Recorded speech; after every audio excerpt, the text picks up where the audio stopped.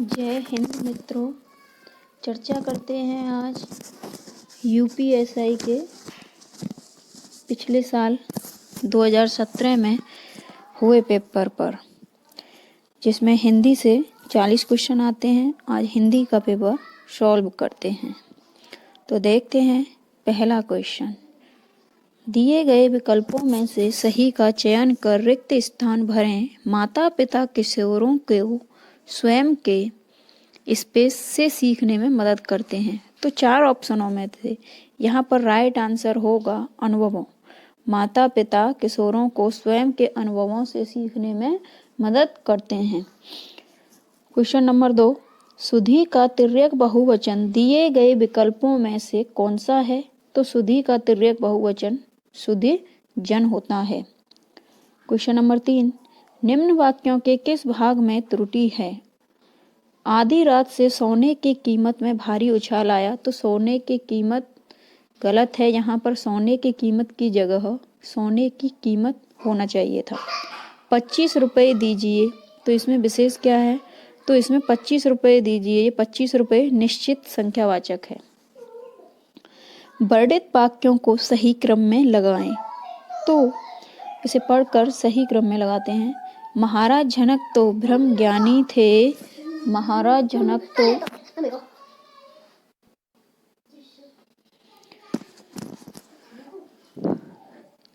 महाराज जनक तो ब्रह्मज्ञानी थे। मरने पर उन्हें यमलोक जाना पड़ा। वहां उनसे कहा गया नरक चलो। महाराज जनक के जीवन में कोई भूल हो गई थी। उन्हें क्या स्वर्ण क्या नरक, वे प्रसन्नता पूर्वक चले गए। तो इसमें ऑप्शन बी आपका सही होगा, CVAD।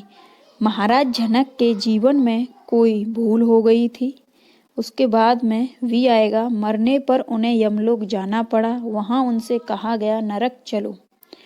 उसके बाद ऑप्शन ए, महाराज जनक तो ब्रह्मज्ञानी थे। उन्हें क्या, और उसके बाद में अंत में डी, उन्हें क्या स्वर्ण क्या नरक, वे प्रसन्नता पूर्वक चले गए। तो option B is correct, CVAD। Question number 6 की तरफ चलते हैं। दिए गए विकल्पों में से सही का चयन कर रिक्त स्थान को भरें। अगर विद्यार्थी होंगे तो देश का भविष्य होगा। तो खाली जगहों पर option number C is correct. अगर विद्यार्थी आदर्शवादी होंगे तो देश का भविष्य उज्जवल होगा।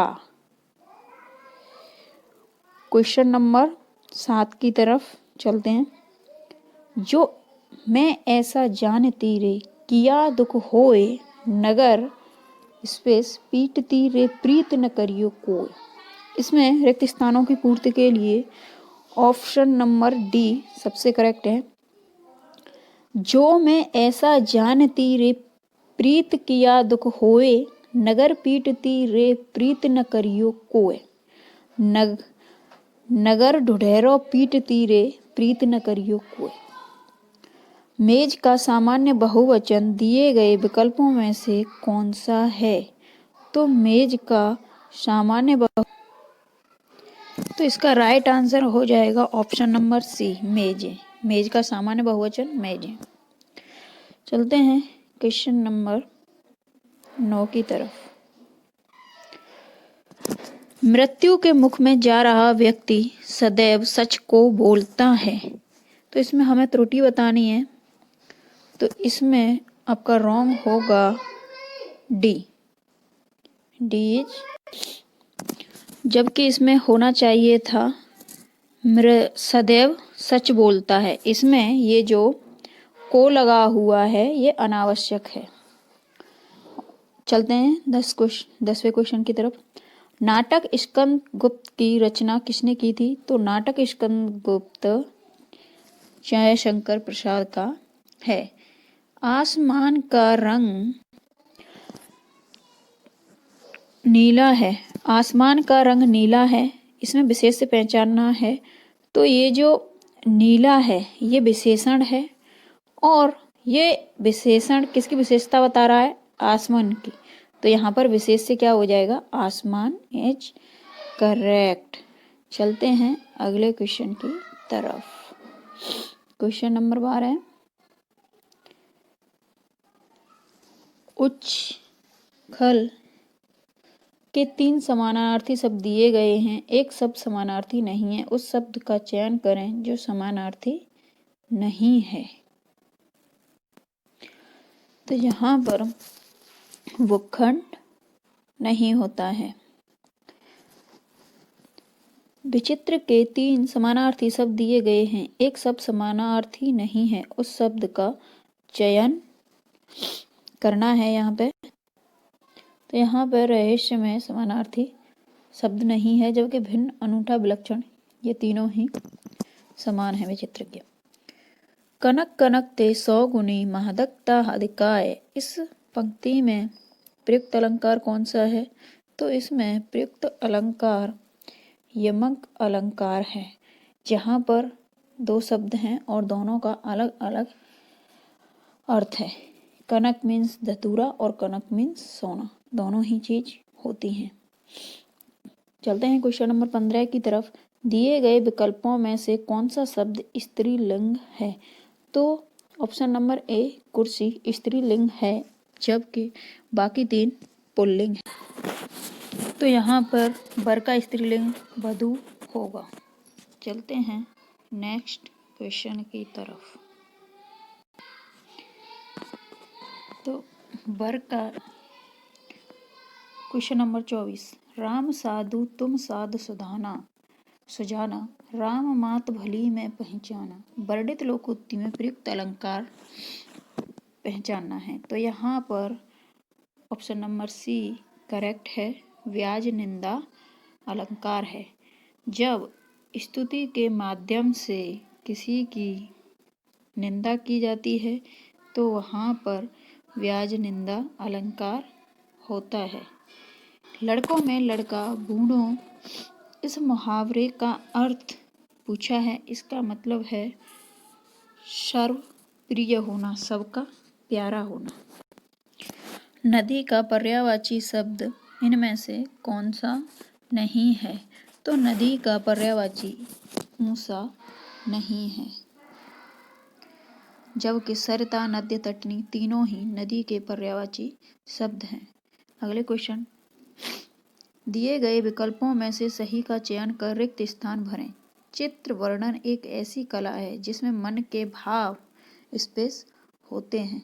तो मन के भाव क्या होते हैं? मन के भाव तो प्रकट होते हैं। तो यहाँ पर ऑप्शन नंबर बी राइट। पाप की पराकाष्ठा होना, इस मुहावरे का अर्थ लगाइए। पराकाष्ठा होना यानी भर जाना या पूरा हो जाना, तो पाप का घड़ा भरना इसका राइट आंसर होगा। तो यहाँ पर ये गद्यांश दिया गया है, उसको पढ़कर हमें 3 क्वेश्चनों के आंसर देने हैं। तो सबसे पहले तो हमें आराम से इस गद्यांश को पढ़ना चाहिए, उसके बाद में ही इससे रिलेटेड क्वेश्चनों के आंसर देने चाहिए। तो हम मनुष्यों को कुछ न कुछ बनने का स्वप्न होता है। हम अपने स्वप्न को साकार रूप प्रदान करने के लिए उसे अपना आधार और लक्ष्य बना लेते हैं। अपने सपने के आधार पर अपने भविष्य की नींव रखना आरंभ करते हैं। हमारा लक्ष्य कुछ भी हो सकता है। हम चिकित्सक, इंजीनियर, राजनेता, अभिनेता, सरकारी कर्मचारी, अध्यापक कुछ भी बनने की सोच सकते हैं। हमारी शिक्षा का स्तर भी लक्ष्य तक पहुंचने का मार्ग है। शिक्षा ही लक्ष्य तक पहुंचकर सपने को साकार करती है और यह मनुष्य के जीवन में बहुमूल्य रत्न के समान है, जो किसी के द्वारा चुराया व मिटाया नहीं जा सकता। यक्ष द्वारा पूछे गए प्रश्न के विदेश में मनुष्य का साथी कौन होता है? युधिष्ठिर। इसका उत्तर इस प्रकार देते हैं। विद्या महाभारत में युधिष्ठिर और यक्ष के इस संबंध को स्पष्ट हो जाता है कि शिक्षा प्राचीन काल से ही मनुष्य के जीवन में महत्वपूर्ण रही है।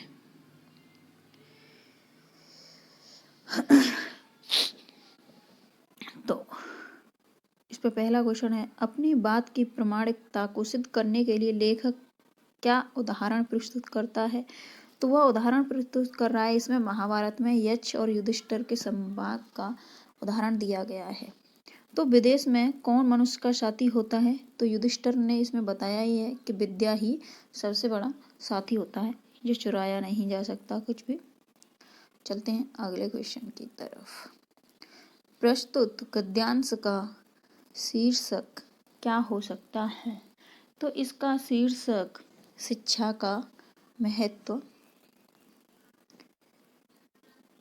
होता है, क्योंकि इस पर शिक्षा पर ही बात की गई है कि शिक्षा कैसे हमारी मदद करती है।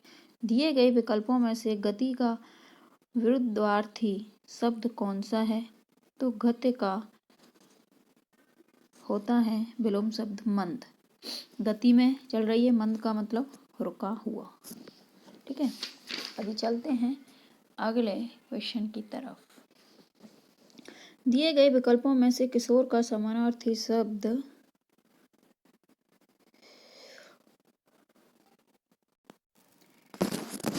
तो किशोर का समानार्थी शब्द होता है यहाँ पर तरुण। चलते हैं अगले क्वेश्चन पर, जिसमें रिक्त स्थान को भरना है। चेहरा हमारे विचारों का स्पेस है जो वही दिखाता है जो स्पेस है। तो यहाँ पर 4 ऑप्शनों में से करेक्ट बैठता है आपका ऑप्शन नंबर बी। चेहरा हमारे विचारों का दर्पण है जो वही दिखाता है जो सत्य है। गौ का सामान्य बहुवचन दिए गए विकल्पों में से कौन सा हो? तो इसका होता है गौएं। ऑप्शन नंबर सी। सन 1974 में साहित्य अकादमी पुरस्कार प्राप्त शिव मंगल सिंह सुमन की रचना मिट्टी की बारात किस विधा की कृति है? तो यह काव्य से संबंधित है। यहाँ पर एक लोकोक्ति दी है जिसे पूरा करना है। स्पेस चंगा तो कठौती में स्पेस, तो इसका होता है मन चंगा तो कठौती में गंगा। तो option number B is correct. अगले क्वेश्चन की तरफ चलते हैं। दिए गए विकल्प में सही का चयन कर रिक्त स्थानों को भरें। जब कोई मर्यादा को स्पेस जाता है तो अपनी स्पेस खो बैठता है।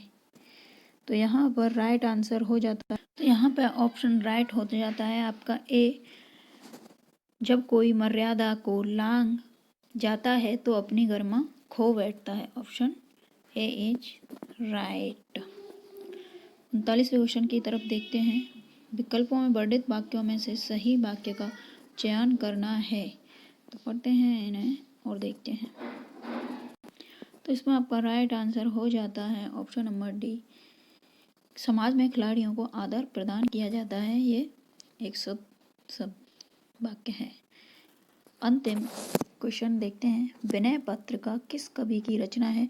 तो विनय पत्रिका तुलसीदास जी की रचना है, जबकि कबीर की बीजक है। बीजक में उनकी साखी समुद्र मैनी, सूरदास की सूर सागर साहित्य लहरी याद है। तो आज के लिए इतना ही काफ़ी है। और आपको ये सेशन कैसा लगा ज़रूर बताएं। आप चाहते हैं कि आगे आने वाले और भी मैं क्वेश्चन करवाऊँ पिछले सालों में हुए या फिर ना करवाऊँ? कमेंट करके ज़रूर बताएं। जय हिंद साथियों। या आप चाहते हैं कि मैं इसे थोड़ा और डिटेल में करवाऊँ या फिर आगे से ओनली ऑप्शन बताकर ही आगे चलूँ? तो आप मुझे कमेंट बॉक्स में ज़रूर बताएं कि कैसे चाहते हैं आप आगे क्वेश्चंस।